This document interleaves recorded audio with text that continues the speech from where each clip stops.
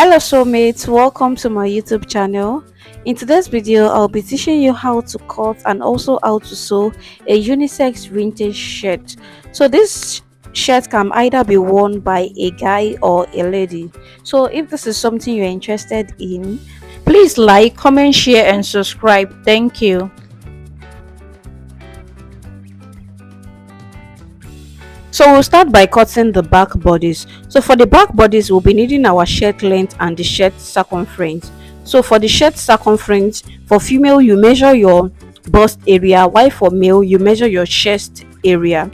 So after measuring this, you add your ease allowance to it. So your ease allowance can either be 1 or 1.5. That is when you folded your fabric into two. But if you are not folding your fabric, so your main measurement, you can just add extra 4 inches. That's if you are using 1, or extra 6 inches if you are using 1.5. So whatsoever you have, you measure it around this area. That would be your breadth. So for the shirt length, you add extra 3 inches to the measured length. So let's assume you measure 30 as your length, so you add additional 3 inches. So 2 inches is for the shoulder slanting, 1 inch is for the folding at the lower part. In case you don't know, we are still cutting the back, and the back is always different from the front, so it's always advisable to cut the back first so that you can make every adjustment to the front. So let's just go ahead and cut it now. So let's cut the front. So this is the back on top of the fabric for the front. So I took out the 3 inches I added at this area. As you can see, that's the 3 inches I just took out. Then I'm just folding this on it. That is not necessary for now. Then at this side, this will be the button side. I added 3.5 inches at this area. So then I will just be cutting. I'll be cutting now. So you just cut from here, just a square for now. We'll be doing the armhole and other things later. So you just go ahead and cut it at this area like this. Now it's time to slant our shoulder. You know, I told you earlier that 2 inches out of the 3 inches is for the shoulder slanting. So you measure 2 inches at the edge over there. At the edge over there, then you just roll it like this. You make sure both the front and the back are on each other, as you can see. Then you cut it like this. You make sure they are rhyming at this point, even though we know that the back is longer than the front, but you make sure that they are both equal at this part where you are cutting it. Make sure they are equal. So after cutting, this is what it looks like. So the next thing we'll be doing is to make sure the lower part of these bodies are aligning. That is, the lower part is aligned, and this is the upper part where I am ironing. So for the back bodies, you fold and you iron down 2 inches.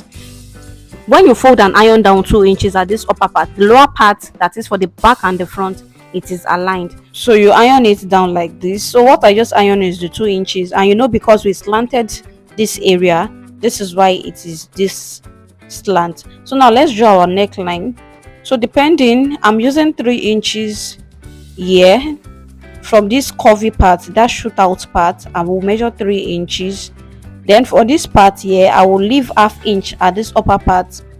That ½ inch will serve as the joining. You know, when I join, everything will balance up. Then I'll just draw a curve like this.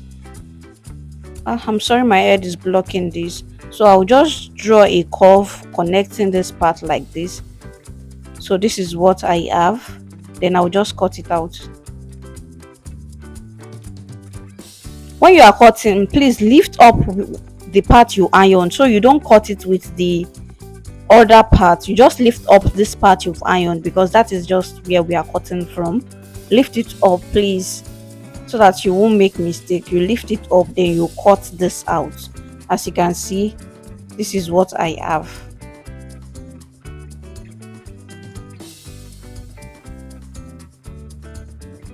So now for the front, I just extended the 3 inches line there too. I just extended the 3 inches line there. Or what you can do is to, you know, we added 3.5 inches at the front. You measure the 3.5 inches plus the 3 inches.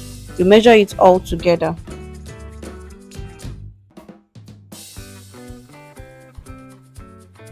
So after measuring the wideness, so for the depth, I used 3 inches. I use 3 inches like this. So what I'll just do now is to just curve this part. I'll just curve this part. So before I cut it out, I notice I have to fold the three. I have to fold this part before I can cut out this neckline, because if not, if it will affect. So let me just quickly go ahead and fold this, then I will show you very soon.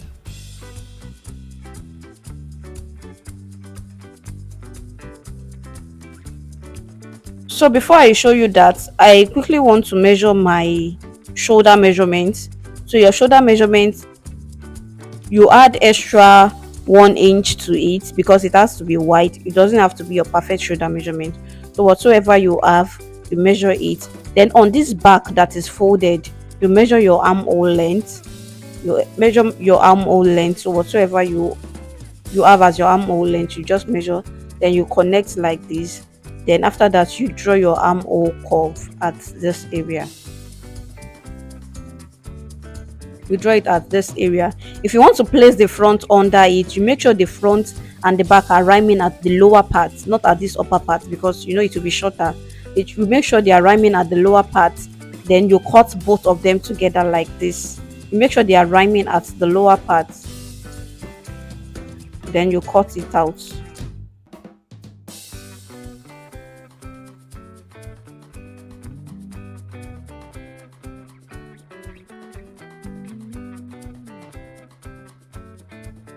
So for this front, what I did was to add stay before folding this. So I added stay of 5 inches, and the length is the length of this shirt. Then I folded this in by 3 inches.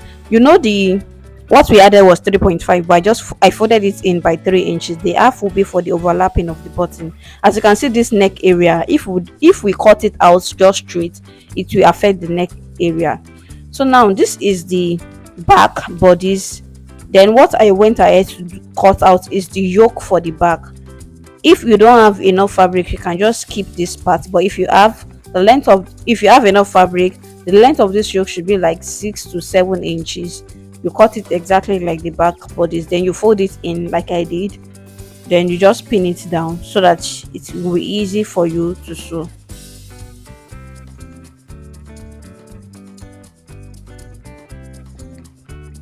So these are my sleeves. As you can see, I folded it in like this so it will be easy for me to sew. And the length of your sleeve should be in between your bicep and your elbow. If you want a sleeve tutorial, I'll just link it up here so that you can see. So this is the fabric I'll be using for my collar, and I just added my stay to it. I'll be doing the collar later.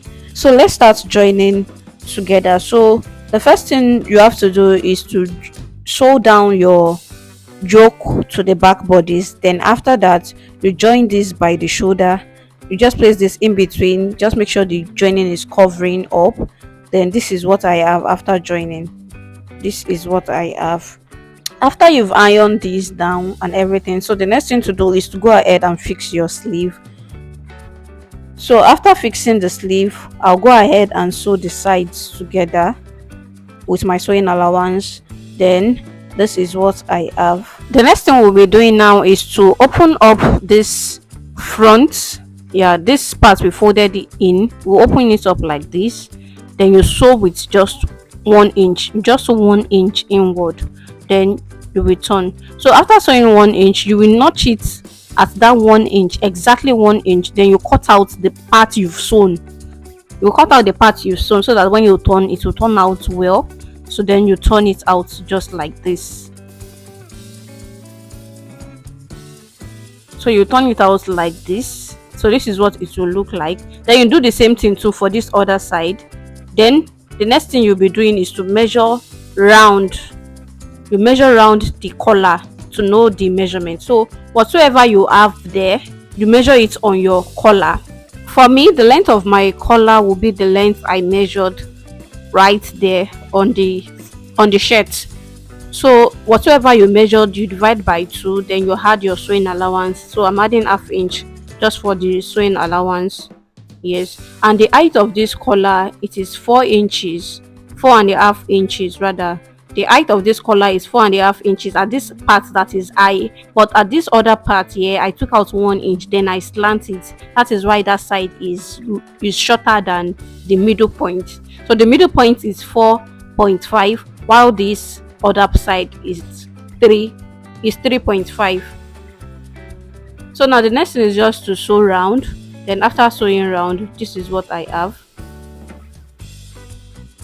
Then the next thing I will be doing now is to fix this collar here. So you start after the 1 inch we sewed, then you just fix the collar round like this. So the way I fix this collar is that I folded my sewing allowance in on this collar for the front and the back, then I just place it in between this part, then I sew on it round.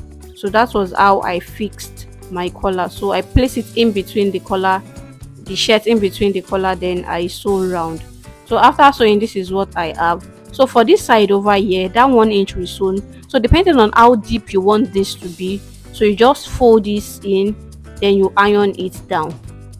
You fold it in, then you just fold like as if you are doing a lapel style. You fold. So depending on how deep you want it, mine was not that deep, so some are always very deep. So you just fold, then you iron down, you iron the collar, you make sure it is looking nice, then you place a button after the folding of the lapel, then 4 inch after you place another button, 4 inches after you place another button. As you can see, I have hemmed the lower part of my shirt, and the next thing I'll just be doing now is to make my button holes and my button. Then this is the final look. As you can see, the lapel folding that I talked about, mine is not that low. You can make it longer than this. And this is the yoke for the back. As you can see, the shirt came out really nice. So thank you so much for watching. If you haven't subscribed, please subscribe, share, comment, and I will see you in my next video. Bye.